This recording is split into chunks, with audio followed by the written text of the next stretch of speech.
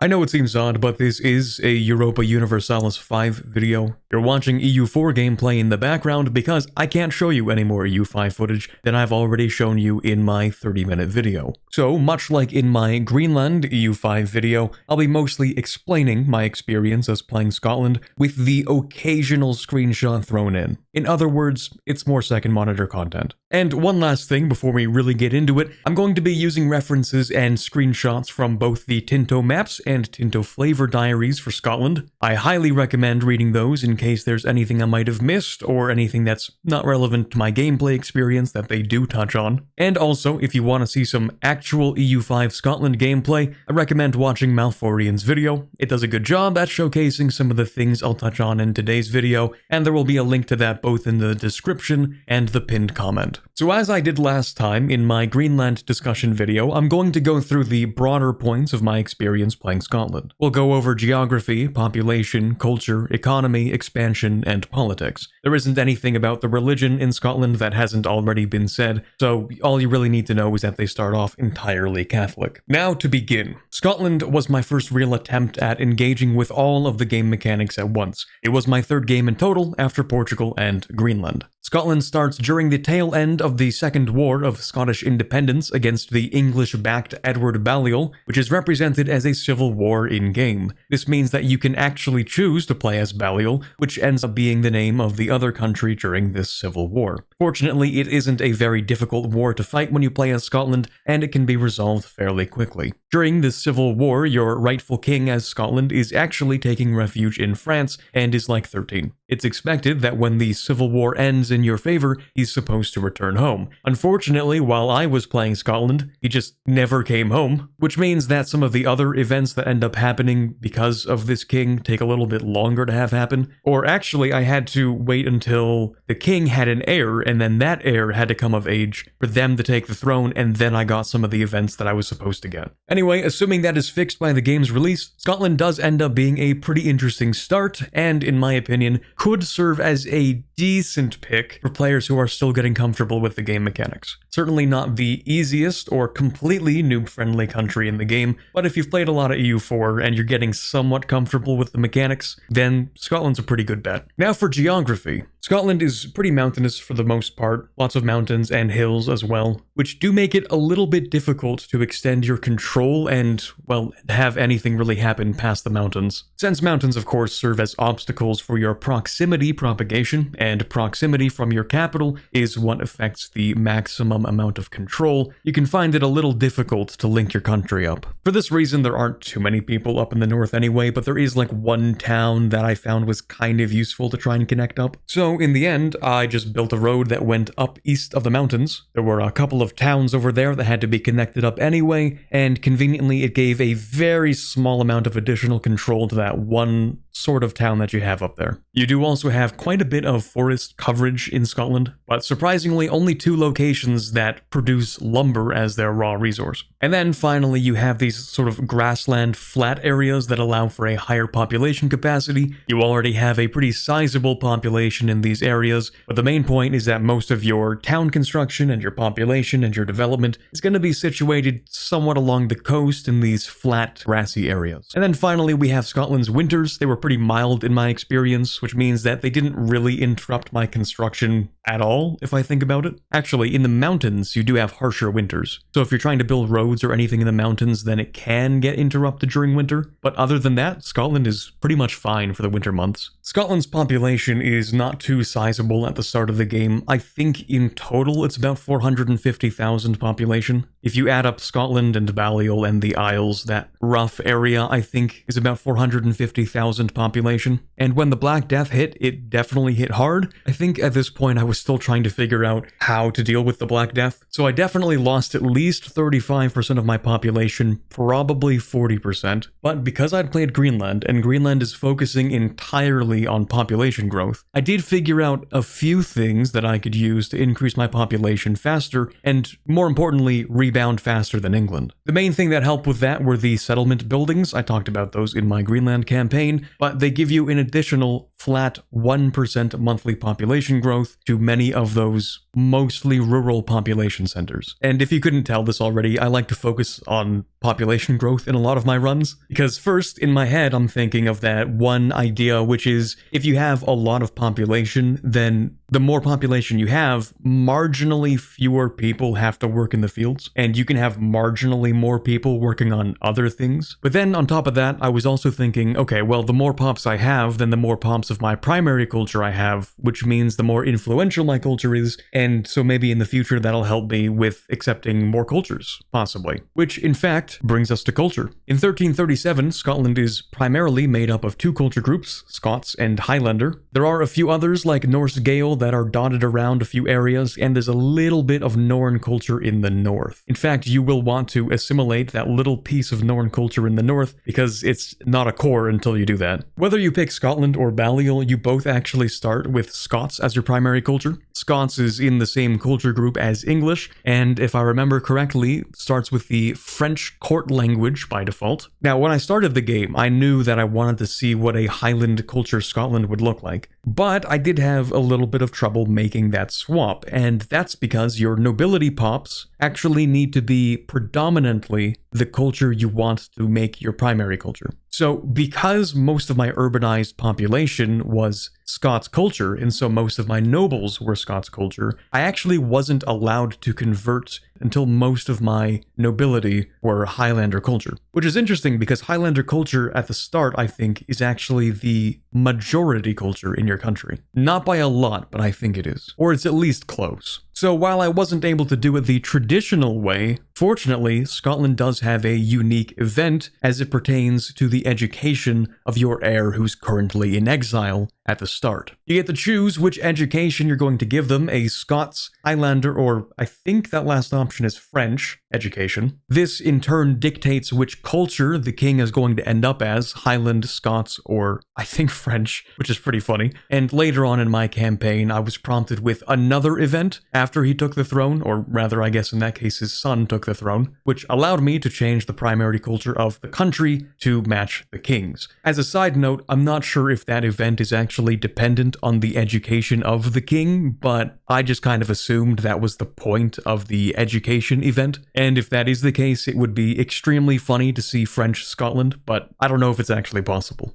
Highland culture itself is pretty interesting as a main culture. It does have a few trade-offs. So firstly, there's a massive benefit to swapping to Highlander culture because it means that you can instantly core Ireland. Because Irish and Highlander culture start off with a kindred attitude towards one another. Well, at least in the version that I played. I don't know if they'll change that. But because both of these cultures like each other so much, or more importantly, because the Highlander culture likes the Irish culture so much, it makes it really easy to accept it. And once it's an accepted culture, you can, of course, core anything of that culture. So the process of taking over and consolidating Ireland is made much easier. On the downside, I believe it changes your court language, but I didn't really look into that too much. I know at the very least because you swap from French court language to, I think it's Gaelic, then you lose all of the prestige that came with the French court language or something, but again, I didn't really look too much into what that really entailed. Also, after making Highlander the primary culture of the country, I decided to start doing some assimilation on the Scots pops. Firstly, for role-playing reasons. Secondly, also because it makes Scots a cheaper culture to accept. Although looking back on it, I don't know if it actually made it that much cheaper. But other than that, having a large population of your primary culture does make it easier to accept every other culture, generally speaking. So from that perspective, I thought, okay, if I want to eventually accept English culture so I can start coring England, I'm probably going to need to expand the size of the Highland culture. Otherwise, English culture might take up a large amount of my cultural capacity, and that might get annoying. Moving on to the economy of Scotland, if you take a look at the raw resource map here, you'll see that what you have available in Scotland is quite modest, mostly consisting of wool and some food-related goods like livestock, fish, and wild game. However, you do start with one interesting good, and that is pearls in Perth. Turns out those can be quite valuable, but because the resources aren't that great, I tried to prioritize the trade and manufacturing sectors of the economy, not least because we had a ton of wool, and also at one point I think we had an event that temporarily boosted wool production or something. But because we have so much wool, it was easy to manufacture a lot of cloth, either doing that through rural cloth makers or through the regular buildings you can get in your cities and towns. I also found that there wasn't anything to really specialize into, not the same way that you're kind of forced into doing as Greenland or what I chose to do with Norway,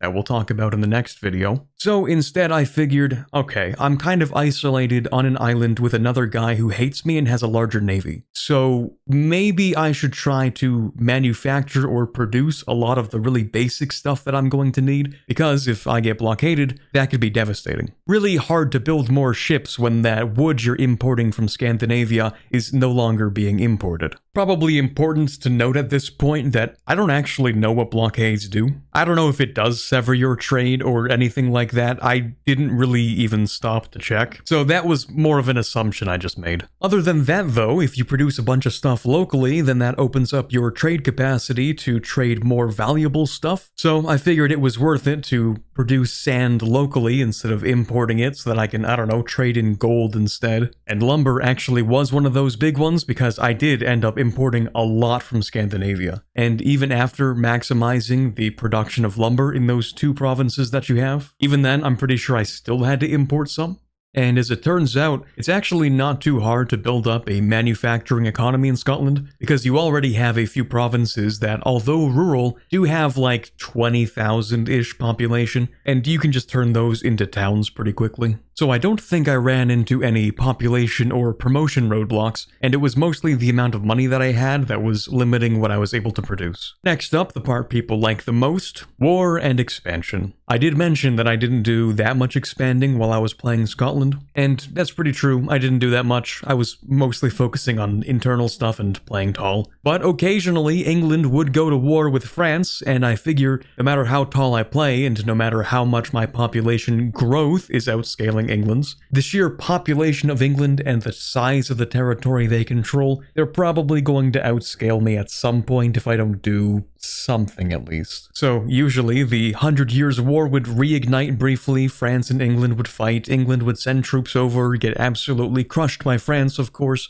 and then I would take that opportunity to declare war on England, go in there and take a couple of things. In the first war I took England's vassal, Durham, along with I think another province just south of that, and one last location that England controls, which is Scots culture. Because Durham is Northumbrian culture, I figured it would be best to give them other Northumbrian culture stuff. I don't think I had the capacity to accept Northumbrian culture, which means I could integrate the territory, but I couldn't core it, and coring gives you a lot more control over an area. And since that stuff was also kind of far away from the capital, I figured it's best to just give it to a subject. Then there was a second war against England that I think France declared and called me into, and I figured they would give me stuff, and then they didn't. Instead, they did do something else that was useful though. They dismantled a lot of the fortifications along the border that I have with England. So England builds castles like crazy. I think the border between England and Scotland was filled with like 3 or 4 castles by the time I wanted to go to war with England again. And so because of that war, it ended up making my third war drastically easier. And then there was a third war against England, you know, while England and France are fighting again, of course. So I went in, actually occupied a very significant portion of England, and I was able to enforce an almost 100% truce, which gave me some western parts of Northumbria, as well as quite a bit of money and war reps. For some reason, I thought it would be a good idea to make a second Northumbrian vassal. I don't actually remember why I did that. Maybe in my head I was thinking, yeah, I should divide my subjects, because if they get too rebellious as one country or one subject, then that could be a problem, maybe? There are no game mechanic examples I could give you of this happening, or if it's even true, if that even makes sense, but I figured divide and conquer my own subjects, I guess. So I did make a second vassal. I ended up having a fourth war with England as well, took another province as well as, more money and war reps. Very slow expansion because taking actual territory was mostly done with no CB, which does make it twice as expensive to take stuff in that war. But that basically explains the Northumbrian subjects. As for Ireland, I did only take one piece of Ireland directly, but mostly that was because I was invading Ireland quite late into that campaign, quite late into how far I was when I showed you that campaign. So that wasn't because you really needed to make Irish subjects, it's more because I conquered more than I could process at one time. Keep in mind, you do need to use cabinet members to integrate stuff, and every time you're using a cabinet member to integrate something is a period of time that you aren't using them for something like assimilating. So I figured, okay, what if I make a bunch of subjects and then just integrate them? That will allow them to manage the territory for me temporarily while it's,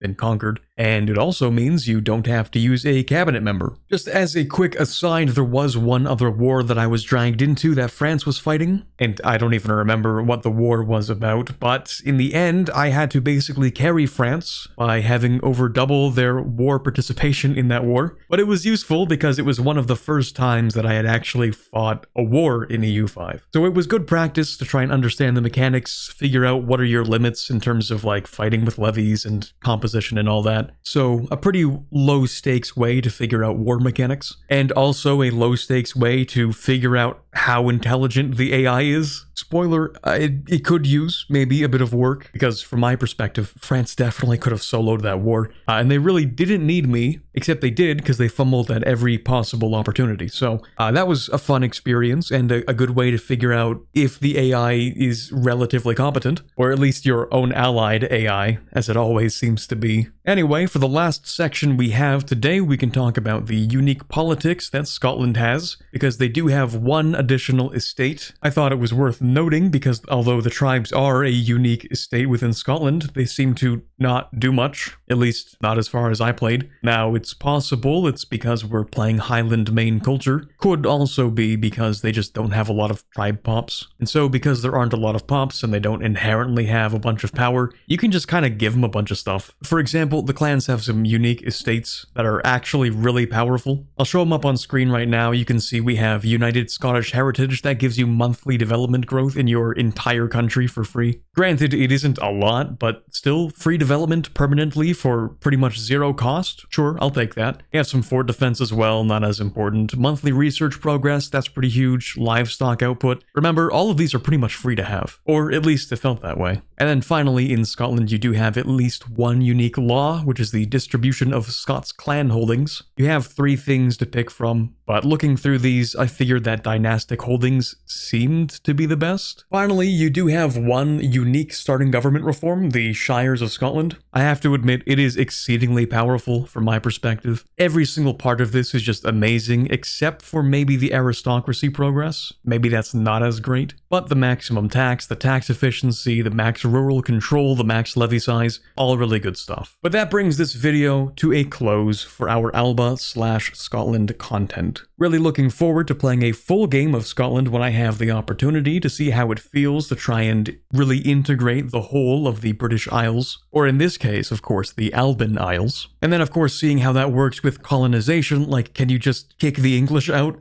and send them to the colonies? Maybe you can do that. But anyway, thank you very much for watching, or listening, I suppose. I really do appreciate it. And remember, we do have one last video in this mini-series to make before it's back to your regularly scheduled EU4 stuff. So go ahead and subscribe for that, maybe notifications on so you don't miss it. But if you did enjoy today's video, leaving a like would be super appreciated. And finally, this is Corbett signing off, and as always, have a fantastic day.